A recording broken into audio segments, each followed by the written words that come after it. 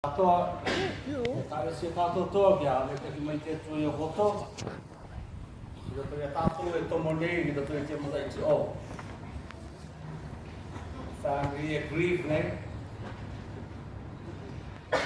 May the Lord show His favor upon your life as you grieve over the loss of your life.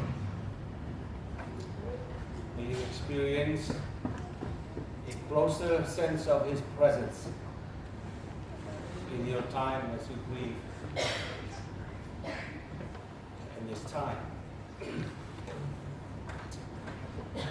It's a privilege to be with you in this short visit that we have made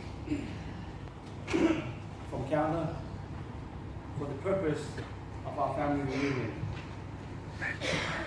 And sometimes when you're asked to speak, you're faced with a question. Lord, what is it that you want me to share, to talk to people? And you have to understand, in some ways it's extra special for me, especially to minister the Word of God with my own people. And many of you know, it's been over 40 years that we have administered in Canada. And to come back home is always a special time, special connection, building relationship once again with my own Cook Island people. I'm proud to be a Cook Islander. I wish there's more of them in Canada. And, I guess I'm the only crazy one there. And my wife told me, by the way, glad to travel together with my wife Sharon from Canada, and our three boys are still back home, by the way. And she said, reminded me, back home today it's minus 33 degrees. And in Alberta. So they can have. I'm enjoying the heat here in our part of the world. I've always been fascinated with the life of Joseph. For some reason, every time that I would go back to this story, because I would always learn some new things about this young fellow, young guy Joseph. I guess the reason that I am fascinated with his story, many of you know the story of Joseph. I think the reason that I'm fascinated with his story is because his story is my story. In a lot of ways, I can identify myself in his journey in life and learn some things that he has gone through, and therefore give me reason to hope because somebody has gone before me. The story of Joseph, as you know, that when he was growing up in his home, there was a little bit of a dysfunction in that home because, as you know, in the home, there was a tension that was developed in the home. Young Joseph, would go out to visit his brothers out on the field as they were looking after the sheep. And then he would come back home and he would tell his dad, my brothers are out to no good. And then one day that he was dreaming that his brothers would bow before him. And as a young boy, if you have a story to tell like that, and if you are a young kid and you're telling that kind of story to your older brothers, you better keep your mouth shut. And so he was not a popular young boy. He wasn't popular. And so then to make matter worse, he told them in a dream and said that his mom and dad would bow before him. I believe maybe that he was going a little too far to do that. And then to make matter worse and to create more intensity in terms of the tension that was happening in that family, his father sold up this beautiful coat for him. And he got this coat, and because of the favoritism that the father has shown. So the tension between Joseph and his brothers intensified. So one day, Dad said, Joe, take some lunch and go and see your brothers. So he went, first of all, he went to a place called Shechem. And then he was directed to a place called Dothan. It was said that your brothers are there with the sheep. And so then he went, and as he was a long way away from the countryside, and as he was coming towards his brothers began to congregate, begin to communicate, and begin to have a meeting, saying that now is the time for us to get rid of our brother. So the jealousy and all of these things that was happening in the home resulted in a full rage. And the brothers were ready to do him away. So as he came, they were ready to do that. So one of the brothers said, maybe we should not. We should throw him in the pit. And so they threw him in the pit. And after a while, they saw these slave traders coming in from these desert dwellers, these are nomads, people who will come and buy slaves. And so they thought, here's an opportunity for us to get some cash. Why don't we get them out of the pit and sell them to this bunch of gypsies? So they did that. And while the gypsies had Joseph and the brothers had their cash, and before they do that, in fact, before they did that, they grabbed him, they ripped his coat off. And then they killed an animal, and they splattered the blood all over his coat. And then they went back home, connivingly, and here's what they said to their father, Jacob. They showed him this splattered coat with blood, and they asked their father, can you imagine the conscience that was going on in their lives, in their hearts? So they showed this coat, and they said to their dad, is this Joseph's coat? And of course, at that time, the Bible tells us that the dad went into mourning. He mourned for his son. I know that there are people here this afternoon who is mourning. Did you know that mourning is the language of the soul?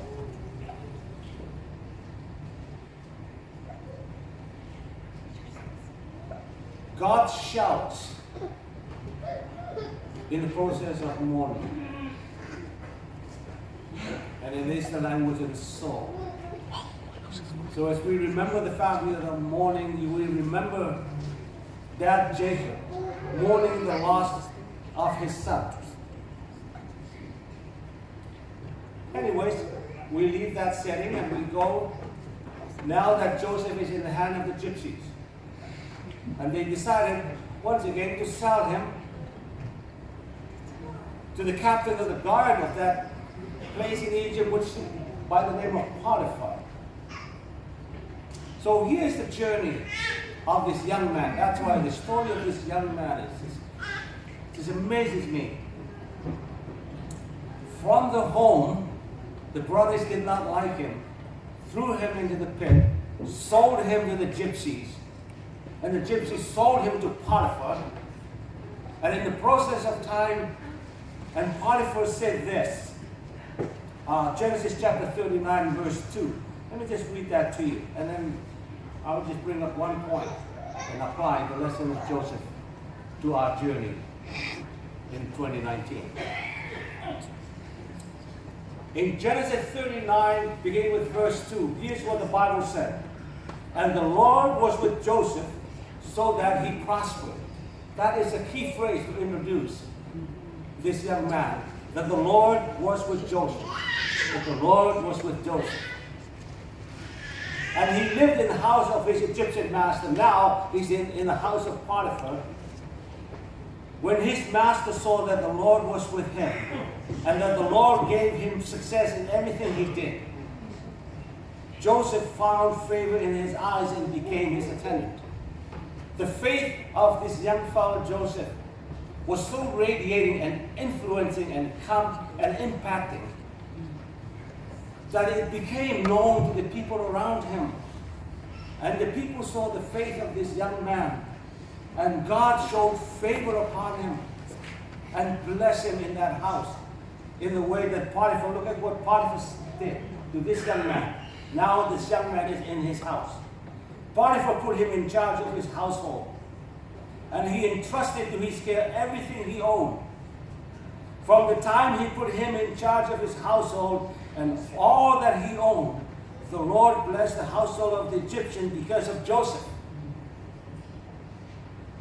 The blessings of the Lord was on everything Potiphar had, both in the house and in the field. So Potiphar left everything, now everything. Potiphar left, he had everything that he had in Joseph's care. With Joseph in charge, and he did not concern himself. He trusted this young man so deeply that Potiphar was not any common citizen. This was a high-rank official. And he had enough trust to put this man in charge of everything that he had inside the palace and also in the field. And he said, Joseph, you are in charge of all of this. And then he said, with the exception of the food that he ate. He did not want Joseph to be in charge of the food he ate. Maybe he's not a good cook. And he said, you have in charge of everything else that I have, except the breakfast, lunch, and dinner. You don't do that. Now, I want to apply this story. Because here's the thing. I often think, why would you go? Have you asked the question, God, why is these things happen to me? Why am I grieving the person that I love so much? Why do I go through a journey that I could not understand? Why do you put me in a place where I have to question whether you are really here with us? We don't understand some of this, but that is what's fascinating about this story.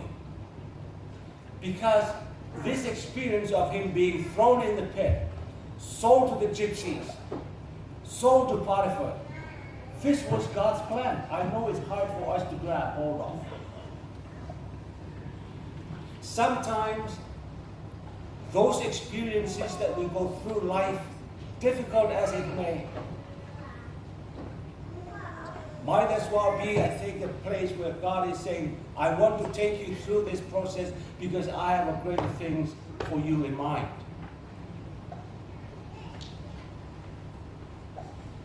Do you believe that God is in control of your life? And when we understand that, and we begin to see that God has this in mind, that your life is in His hand. I bet you Joseph was like you and me. Why am I treated by my brothers? You know, have you been abandoned by those close to you? Have you been railroaded by those close to you? Have you been left alone by those close to you? Because this is what this young man was going through. And I asked the question, why would you let this happen, God? If this is your plan for me, why do you take me through this process? Have you asked those questions? And I think it's a good question for us to ask as we enter into 2019. 2019 is like fresh falls of snow in the fields, where no tracks that we can see. This coming year is like that. It's never been walked upon. And I trust that as we trust God, moving forward in those things. Here's one lesson that I want to leave with you, and then we're done. And the lesson is this. Those experiences, tough as it may, that we go through in life, is but for a short period of time. But the story that God is writing on your life is long. Because every life that is lived, every experience that you go through, is a part of the chapter of your life that God is writing a story. It's difficult sometimes to see God writing a story when we are mourning the loss of loved ones, when we are in the pit, when we are being sold to the gypsies, when we are in the house of Potiphar, because you know the rest of the story. It did not stop there. And you think, now that Potiphar has shown favor to Joseph, that he now let him in charge of everything, well, something else happened too, because it did not stop there. One day, Potiphar was on a business trip, and his wife was left alone at home with a young 17-year-old boy. And she began to take advantage of him. And because Joseph was with God, that's the key. Joseph was with God. He refused, and he said this to the wife of Potiphar, "How can I do such a terrible thing?" And that was the way that he honored Potiphar. He honored Potiphar in that way. What was the result? He was thrown in prison. And so from the pit to the prison. Now explain that process in life. But I want you to know that in the life of Joseph, he knows that the pit experience, whether that is you've been feeling abandoned, whether you're feeling lonely, you've been rejected, you've been railroaded by nobody else but those really close to you, that God is saying to Joseph, I'm writing a chapter in your life. Because you know the end of the story, right? Because at the end of the story, he became second in command in Egypt. And the plan was that God took him through all of this process for God to teach him this lesson. Joe, the pit experience is but for a brief moment in time. But the story that I'm writing upon your life is long. Because it's easy to give up when we're in the pit.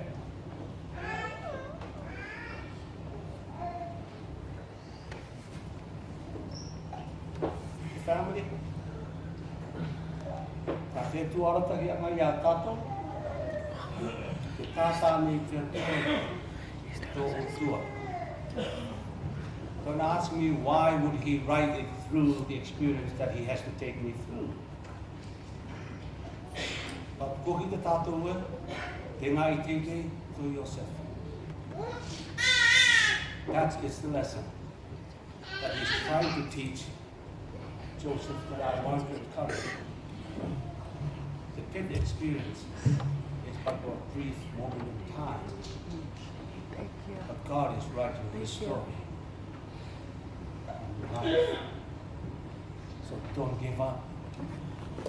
Remember, the Lord was with Joseph in the pit.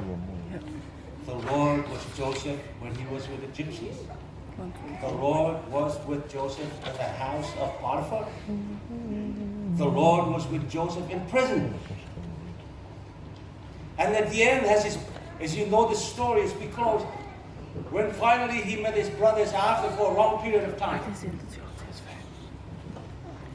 And his brothers were wondering what was going on. Here's what Joseph said. You meant it for evil.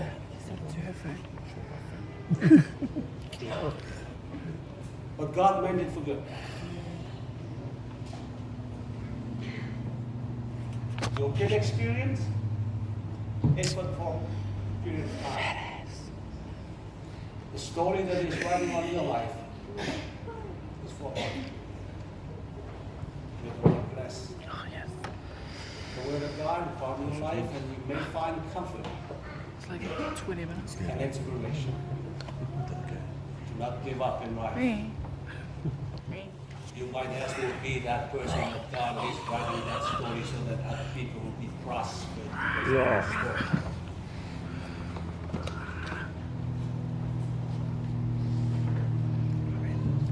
Nakakuriyaw na tatukulakan. Minute. A minute.